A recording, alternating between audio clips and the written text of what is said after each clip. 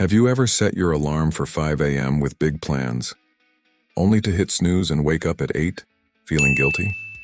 Maybe you've read that successful people wake up early. Maybe you've tried it yourself once, twice, maybe 10 times. But you always go back to old habits. You tell yourself, I'm just not a morning person. I need my sleep. But what if I told you that the first hour of your day holds the power to change your entire life? What if one man's story could prove that your destiny is decided before the sun rises? This is the story of a man who had nothing until 5 a.m. became his secret weapon. Stay with me until the end, because this might be the wake-up call you've been waiting for. In a small industrial town in the Midwest, think places like Youngstown, Ohio, where steel mills and factories once roared day and night, there lived a 32-year-old man named Mike. Mike worked the night shift as a security guard at a distribution warehouse. Every evening at 8 p.m., he clocked in at the gate. Every morning at 6 a.m., exhausted and wiped out, he headed home to crash. His paycheck barely covered the bills. He lived in a cramped one-bedroom apartment with a rattling AC unit, a mattress on the floor, and a single overhead light that buzzed when the voltage dipped. His clothes were worn thin. His boots had holes in the soles. But deeper than the financial struggle, Mike felt stuck. Every morning as he walked home through the quiet streets, he glanced into the windows of houses lighting up for the day. Families eating breakfast together, kids getting ready for school, guys in button-downs heading to office jobs. And Mike would think, is this going to be my life forever? Heading home to sleep while everyone else chased their dreams, he'd tried to break out. He applied for better positions, but with just a high school diploma, every application got rejected. He wanted to pick up new skills, but after pulling all-nighters on the job, he was too drained to do anything but sleep. His mom, who lived a few hours away in a rural part of Pennsylvania, called him every week. Mike, honey, when's your life gonna turn around? I'm not getting any younger. I want to see you make it before I'm gone. Mike would put on a brave face. Soon, Mom. I'm figuring it out. But he wasn't, because he didn't know where to start. The hardest truth was this: he wasn't lazy. He worked hard every single night, patrolling the lot, staying vigilant, doing what was asked. But hard work in the wrong place wasn't moving the needle. He was grinding in a life headed nowhere. And every morning around 7 a.m., collapsing into bed and sleeping until 4 p.m., he felt like he was running in reverse. The world kept moving forward while he slept through it. One nagging thought kept coming back: there has to be a better way. But how? One chilly Tuesday morning in November, Mike's phone rang right as he was leaving the warehouse. It was his sister. Mike, you gotta come home. Mom collapsed. She's in the hospital. His stomach dropped. He caught the first Greyhound bus to her small town. The 3-hour ride felt endless. When he got to the local clinic, his mom was in a bed, weak but awake. The doctor explained she'd passed out from exhaustion and stress. She needed rest, better nutrition, and meds they couldn't afford right now. His mom squeezed his hand, her voice faint. Mike, I don't have forever. Please, don't let your life slip away like mine did. Find a way. Promise me. Mike stayed by her side long after she drifted off. He stared at her worn hands, hands that had worked factory lines and raised kids just like his hands worked nights. Both of them fighting but getting nowhere. Something inside him broke. Not just with grief, with anger. Anger at his own powerlessness. He stepped outside into the pre-dawn chill. It was 5 a.m. The town was still asleep, but a couple of farmers were already heading to their fields. Birds started chirping. The air felt crisp and clean. Standing there in the quiet dawn, Mike made up his mind. No more, he whispered. I'm done living like this. Whatever it takes, I'm changing. On the bus ride back, he noticed a guy across the aisle, mid-50s, sharp suit, calmly reading a book. Mike recognized him, Mr. Ramirez, a local businessman who owned a chain of auto parts stores around town. What surprised Mike was the hour, 6 a.m., and that a successful guy was riding a regular bus. Gathering his nerve, Mike spoke up. "Excuse me, sir. Why are you catching this early bus?" Mr. Ramirez looked up and gave a small smile.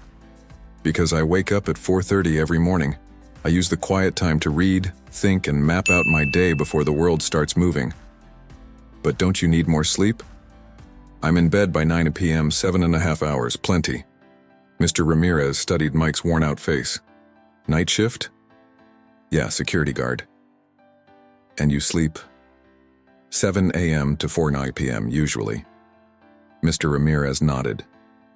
"So you're awake when everyone's asleep and asleep when the world's working. No wonder you feel trapped." He leaned in. "Let me share something that turned my life around 30 years ago. The hours between 5 a.m. and 7 a.m., those are golden. That's when you build the future while everyone else is still dreaming." Mike felt a spark, something risky called hope. "But how? I get off at 6 a.m. I need to sleep." "Then shift your schedule. Get home at 6:30, sleep till noon or 1 p.m. That's still solid rest. Then use the daylight hours for real progress. And if you can switch to days eventually, wake at 5 a.m. every day. That's the game changer." Mr. Ramirez handed him a business card with his number. "If you're serious about turning things around, call me. I'll show you exactly what to do in those morning hours. But only if you're committed, because it takes discipline most people don't have." The bus reached Mike's stop. He stared at the card and made a silent vow. Starting tomorrow. That evening, Mike did something new. He actually called Mr. Ramirez the next day at 11 a.m. For the first time in years, Mike was awake and out during normal business hours on a weekday. They met at a quiet diner. Mr. Ramirez nodded approvingly. "You already adjusted your sleep. Impressive. Most people just talk about change. You did it." He pulled out a napkin and sketched a quick diagram. "Mike, picture your life like a house. Right now it's dark, leaky, falling apart. Why? Because you've never built the foundation. You're too busy just getting by." He drew a simple house outline. "Those 5 to 7 a.m. hours? That's foundation time. While the rest of the world sleeps or hits snooze, you're constructing your future." He jotted numbers. 2 hours a day, 14 hours a week, 60 hours a month, 730 hours a year. That's like 91 full workdays extra. In 1 year, you gain 3 months that most people waste sleeping. Mike's eyes grew wide. 3 months? Here's how you use those 2 hours. No exceptions. Mr. Ramirez continued. Hour 1, 5 to 6 a.m. Build skills. Learn something that boosts your income. Not social media. Not videos for fun. Real skills. A trade, software, a certification. Free resources are everywhere online. YouTube, Coursera, Khan Academy. No excuses. Hour 2, 6 to 7 a.m. Build your body and mind. 30 minutes exercise. Walk, jog, body weight stuff. Your body's your engine. If it fails, everything stops. Then 30 minutes, read, journal, plan your day, or review what you learned. Mike scribbled notes on a napkin. Mr. Ramirez added 3 non-negotiable rules. Rule 1. No skipping. 5 a.m. every day, weekends included. Just today is how you lose. Rule 2. Lights out by 9 p.m. You can't cheat rest and win long-term. Rule 3. The first week will suck. Your body will fight back. Your brain will invent excuses. Push through. After 21 days, it's habit. After 90 days, it's identity. Mr. Ramirez looked him in the eye. I'm giving you 3 months. Wake at 5 a.m. every day. Use hour 1 for skills, hour 2 for yourself. After 90 days, come back and show me progress. If you've put in the work, I'll help you land something better. If you quit, don't call. Mike felt the pressure, but also, for the first time in forever, real purpose. I'll do it. I won't quit. We'll see, Mr. Ramirez said with a knowing grin. Everyone says that at first. The next morning, Mike's alarm blared at 5 a.m. Every muscle screamed, no. His mind begged, just 1 more hour, you're beat. But he pictured his mom in that hospital bed, Mr. Ramirez's challenge, his own promise. He kicked off the covers and got up. The first week was brutal. Mike forced himself awake in the dark, eyes gritty, body heavy. At 5 a.m., he sat at his tiny table with his phone, watching free Excel and data entry tutorials on YouTube. His focus drifted, but he kept going. At 6 a.m., he laced up his old sneakers and walked the empty streets for 30 minutes.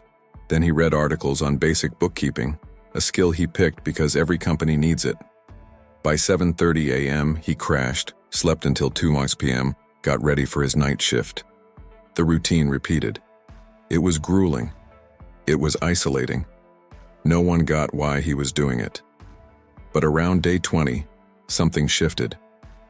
One morning, Mike woke at 4:58 a.m. before the alarm. His body had adjusted. For the first time, he didn't dread it. He felt prepared. The Excel lessons clicked. Formulas, pivot tables, basic accounting. He earned his first online certificate. His walks turned into something he actually enjoyed. The sunrise, silent streets, knowing he was building while others slept.